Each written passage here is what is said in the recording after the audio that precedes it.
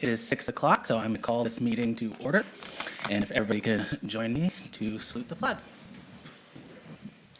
Pledge allegiance to the flag of the United States of America and to the republic for which it stands, one nation, under God, indivisible, with liberty and justice for all. All right. Stephen, if we can do the roll call, please. Yes. Commissioner Amon? Present. Commissioner Christensen? Here. Commissioner Doris? Here. Commissioner Howie? Here. Vice Chair Nichols? Here. Chair Kine? Here. Thank you, Stephen. At this moment, I will open up the floor to oral comments. If anybody from the public would like to speak, please note that you'll have 3 minutes. I'll check first with to see if there's anybody currently online. Stephen, is there anybody on Zoom? There is no one online, Chair Kine. Okay. And is there anybody in the gallery who would like to speak? Seeing none, I will close public comment. Moving on to the next item of business, we'll be moving to the consent calendar. The only item on the consent calendar is approving the minutes from November 11th, 2025. If anybody would like to make a motion on those minutes. Hearing a second. I'll second. All in favor? Aye. Aye. Any opposed? Hearing none, thank you very much. And then our fourth item of business is our current business.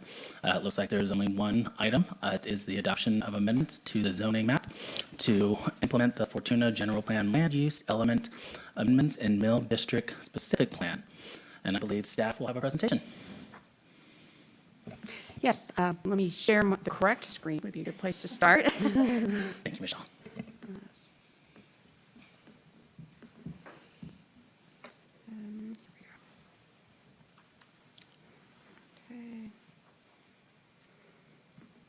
Okay, I think I got it this time. All right. Got my pointer just in case. All right, thank you. So this evening item is for amendments to the Fortuna zoning maps. There are no text amendments as part of this agenda item. And these amendments to the map are to implement the mill policies and land use changes that were adopted earlier this year as part of the Mill District Specific Plan. And as part of that, there were amendments made to the land use element of the general plan. And like before, earlier this year in October, the reason for undertaking these amendments is there's a state law requirement that a city zoning ordinance be consistent with the land use regulations of its general plan. And currently, there's some inconsistencies that these amendments would remedy. So, like before, the process is there's a notice, public hearing notice because there's zoning map changes and changes in parcels from one zone to another. The property owners are noticed, and there's a requirement for a 20-day notice, along with posting the notice in this case, the North Coast Journal, because it's a newspaper general circulation, along with on the city's website. So those notices were posted and mailed. They were mailed, it was November 12th or November 13th, and it was published in that Thursday edition of the North Coast Journal. There's a section in the staff report that gives those dates. So tonight, there's a public hearing, and should your commission recommend the zoning map amendments move forward, then the next stop would be the city council. But again, the affected property owners and the newspapers will be noticing ahead of that. So, move lots of things on my screen. So there, we'll start with the corridor. There's a long, narrow corridor that begins at the intersection of Newburgh Road and 12th Street. And there's 4 APNs in this group, and they're proposed to be rezoned from, they're actually not zoned right now. They're unzoned. They would be zoned public facility. And so from the staff report, just kind of presenting the information, the APN, there's no street address for these parcels, and their current general plan designation for all these 4 parcels is Mill District, and the proposed zoning is for them to go to public facility. And these parcels comprise a portion of the former railroad right-of-way, and which is now, I don't quite know the term for it, but it's the right-of-way. The area is now being managed by the Great Redwood Trail. And there are policies in the general plan and Mill District specific plan about facilitating development of the Redwood Trail to improve active transportation opportunities and in the community. And so this proposed zoning map amendment for these 4 of them, I have maps too, would facilitate the implementation of those policies for the development of these pedestrian bicyclist corridors through the city as part of the city's overall circulation plan. And why the public facility zone it's a district that provides a procedure for the orderly establishment of public, quasi-public, or private facilities, their operations, or change in use of lands owned by governmental agencies. So that's the zone these 4 unzoned parcels will be going to. And the principally permitted uses, just to kind of give some context, are public services, administrative offices, such as police and fire station, parks, public schools, and then also child care facilities and community care facilities when associated with a permitted residential use. So in terms of given the configuration, I set them up in 4 maps. So this shows you the existing zoning, and it's white because there's not actually any zoning, and the blue map on the right shows the proposed zoning to go to PF. So you can see it here. This is part of that corridor, and then continuing in a southerly direction, and these are contiguous at the ends. We see more portions of this corridor that traverse through the Mill District planning area. And then we're almost to the end, but they're all going to public facilities. And here we are at the very southern extent where it intersects with, South Kenmar Road. So these parcels, this group, they would be going to public facilities. That's what's proposed, and that is consistent with what the policies that were adopted earlier this year for the Mill District specific plan and as part of the general plan, and will facilitate this future active transportation development. And then the next general zoning change is a parcel on that is on. I can't see the address. It's on South Fortuna Boulevard. And okay, sorry, at 1098 South Fortuna Boulevard. And it is, under the general plan, it is designated a corridor mixed use. Previous to the amendments to the general plan earlier this year, it was actually incorrectly included as part of the Mill District. That was an error that was made, and so that was corrected. So now it's corridor mixed use, which reflects the parcels, how it's cited, and is part of the corridor and has frontage on Fortuna Boulevard. The existing zoning is heavy industrial. The proposed change is to go to community commercial thoroughfare with an emergency shelter combining zone. The existing use is an unoccupied single-family residence. It appears from Google Street View. It's boarded up. I think I've driven by. It's been a while since I've driven by, but appears to have been unoccupied for some time. Let's make it go to the next slide. So to kind of just give a comparison, or just to kind of give some context, so on the left, it's showing you the corridor mixed use and the types of uses that are primary compatible uses in that land use designation. They're primarily a visitor serving for local residents and also for tourists in the area, commercial, retail type of establishment, also residential uses, and the commercial thoroughfare zoning district, it would be a zoning district that implements and complements that land use designation. So as you can see from the purpose statement, provide retail, wholesale, highway, and heavy commercial uses along with amusement, transient, residential, so hotels, motels, warehousing, distribution, maintenance, repair, and servicing activities, and so on and so forth. Whereas the heavy industrial zone is really heavy commercial, manufacturing, industrial uses with priority given to location sites to avoid creating of nuisances or having detritus effects on adjoining properties. So very heavy industrial types of uses would be the M2. And keeping that M2 zoning, not making a recommendation to change the zoning to CT could create some uncertainty because the zoning use permitted versus the CMU primary and compatible use, they don't really line up very well. So there could be in giving the public or property owner, neighbors, what to expect, what kind of development options there are could be conflicting because they don't really line up very well. And also the commercial or the corridor mixed use is intended to, as a land use designation, to facilitate city plans for pedestrian and visitor serving activity on the corridor to emphasize those types of use in that area of the community versus heavy industrial isn't really what the priority for that part of the city is in terms of general plan policy.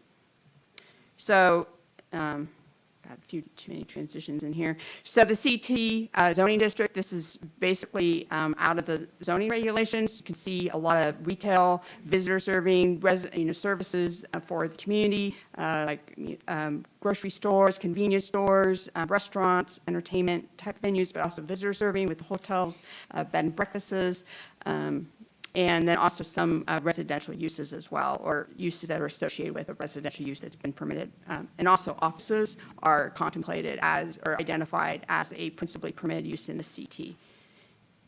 So in terms of the parcel that we're talking about here, where the zoning change that we're talking about, it's this parcel here that is, it is the last parcel beyond the, that's not part of the Millen District, that is on that corridor, that would be rezoned from the M2 to the CT, and it would be a continuum of the CT that's just to the north of it. And you can see that the front's right on Fortuna Boulevard. And also it would match the principal zone would match what is across the street from it, with the shopping center that's there.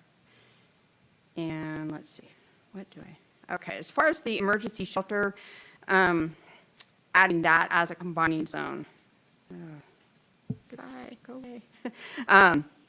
So hopefully you can see this. I'll pull up, I added the assessor parcel map because it might show it a little bit better. So this exhibit, it's in staff report as well, is from the emergency shelter ordinance that was adopted in 2018. As reviewed in the staff report, there's state requirements for cities, all cities and counties, to provide zones and designate sites for emergency shelters where they're permitted by right. It doesn't mean that the property owner is obligated to do that, just it adds that to the list of allowable uses that are permitted when the qualifications are met. So this, as part of the rezoning, and this was actually part of the staff report back in earlier this year for the Mill District, discussed adding the emergency shelter combining zone to this parcel, which would be consistent with the corridor that has that existing ES combining zone applied for, shown in this brown area. And then it would be the assessor parcel map. I included an excerpt because that shows the boundaries a little bit better than this exhibit. So that would just be a continuum, and just would be consistent with the Mill District specific plan, and the general plan would just be adding another use to that list of uses that are allowed in the CT. Okay, I think next we are going to the last site we'll be talking about this evening. This is, I'm actually kind of just looking at it. This is a piece of property that is owned by the city of Fortuna. It already contains, it features part of the city's wastewater infrastructure. It's a pumping station. Currently, the zoning is a commercial thoroughfare with that emergency shelter combining zone. The proposal is to change the zoning from that CT to public facility to line up with the ownership and the existing improvements on the property. And so this map shows those parcels. This is obviously very close to what we were just looking at. And so it shows when the change, the circled parcel would change from this pink to the public facilities. And the recommendation to retain the combining zone is it gets to maintain consistency with the policy in the city's housing element regarding its emergency shelter sites. That policy in the housing element, it helps the city stay compliant with state housing element law, SB 2 from 2007. But if you make changes to remove this site, to remove the ES combining zone from the site would trigger some additional comprehensive analysis of all the other sites in order to make the finding for the housing element compliance. And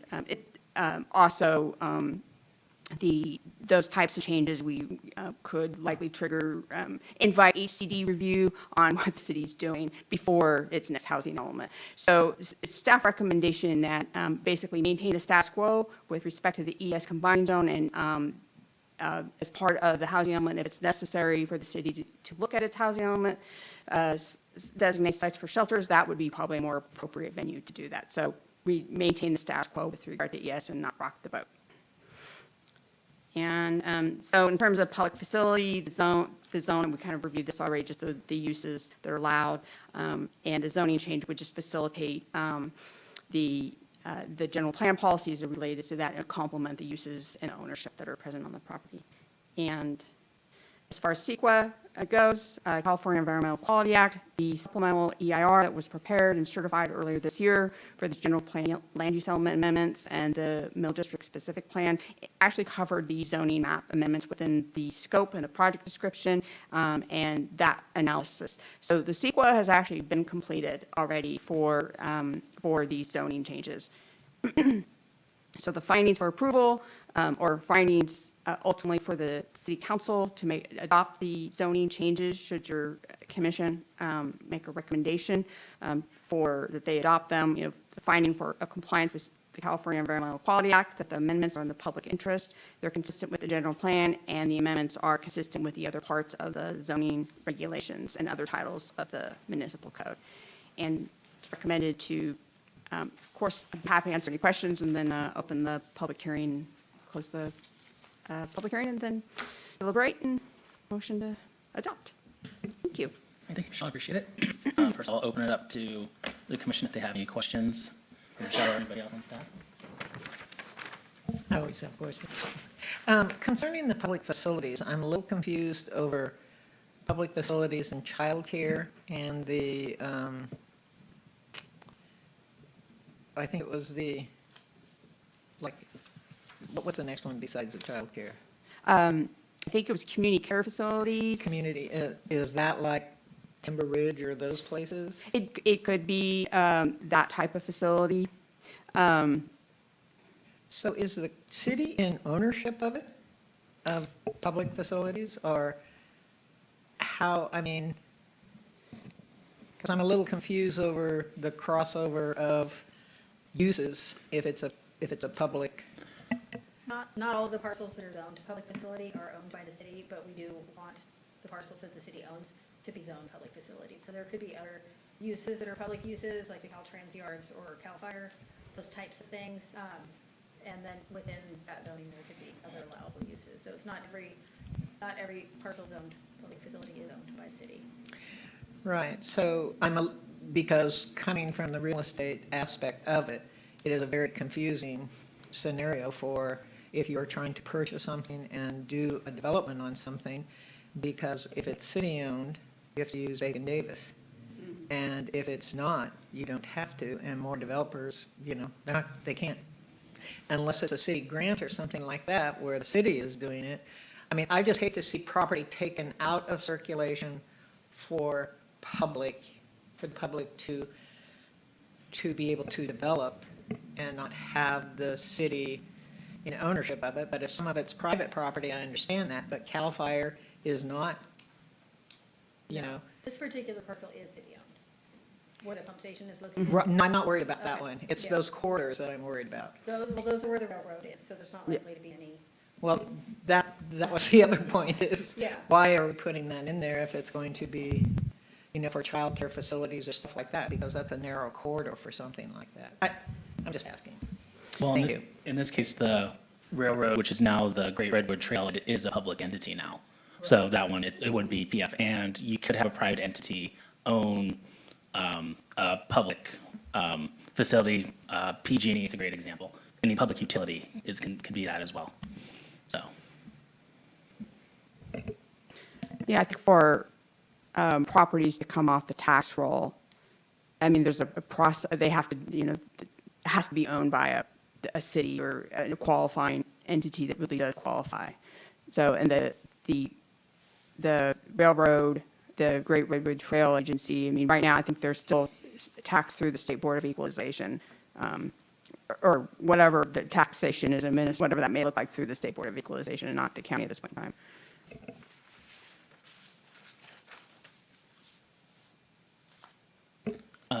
was there any responses from the notifications that went out back on the 12th and the 13th, both in the newspapers and to the property owners? I'm not aware of any. We didn't receive any either. I mean, that doesn't surprise me, but just always asking. Okay. Does anybody else on the commission have any questions? Not seeing anybody, I'm going to open it up for public comment. If there's anybody online who would like to speak, There's no one online, Chair Kang. okay. And if there's anybody in the gallery who would like to speak on this item? I'd like to just ask a question here. because I got a notice, it was sent out on the 12th, for a piece of property on Riverwalk, and they were going to change the zoning from freeway commercial to public facilities. And we were told that was going to be dropped from the agenda, which I believe it has been, but I would like to confirm that it has been dropped. Yeah, through the chair, that for the record, the city has withdrawn and removed the proposed rezone of that parcel on Riverwalk Drive. It's not, it was noticed, but that is not under consideration, is not part of the recommendation before the planning commission, nor will it be before the city council. That's what I wanted to hear. Thank you. Thank you. Okay, seeing nobody else in the chamber, I'm going to close public comment, bring it back to the commission. If anybody has any other questions, if not, I'll look for a recommendation.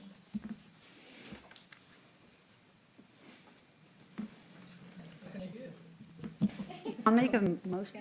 There you go. A motion of adoption of amendments to the zoning map, P-2025-3141. I'll second the motion. Okay. Stephen, could you get a reading and a vote, please? Resolution P-2025-3141, a resolution of the Planning Commission of the City of Fortuna recommending that the Fortuna City Council certify compliance with the California Environmental Quality Act, amending Section 17.02.030 of the Municipal Code zoning map to implement general plan land use amendments and the Mill District specific plan. Commissioner Amon? Aye. Commissioner Christensen? Yes. Commissioner Doris? Yes. Commissioner Halley? Yes. Vice Chair Nichols? Yes. Chair Kine? Yes. Thank you. Thank you, appreciate that.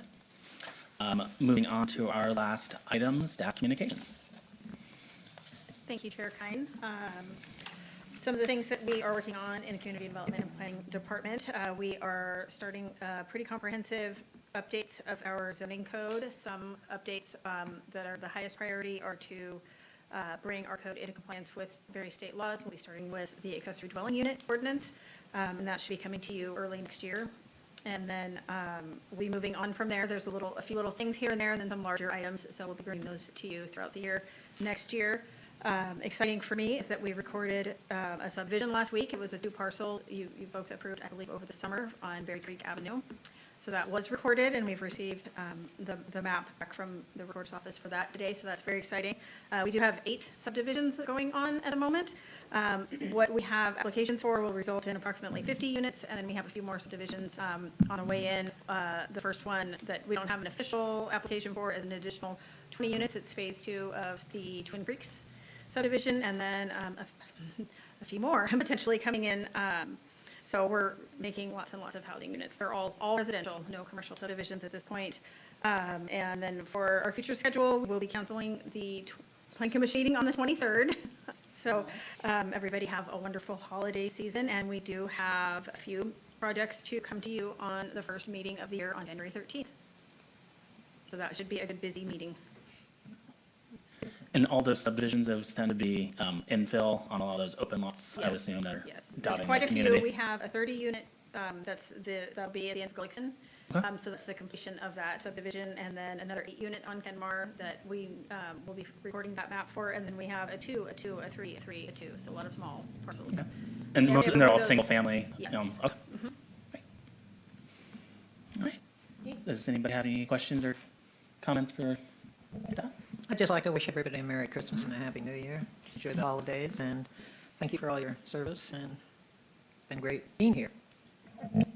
Amen. Ditto.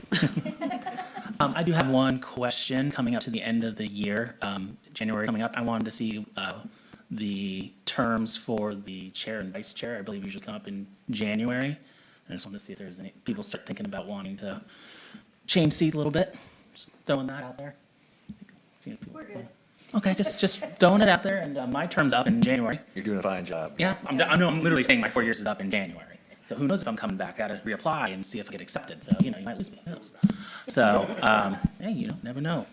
It's the mayor's choice, and then the city council gets a pick, so. If nobody has anything else, I would look for a motion to adjourn. All motion to adjourn, all in favor? Aye. Any opposed? All right, everybody have a good night. Oh, yes, thank you.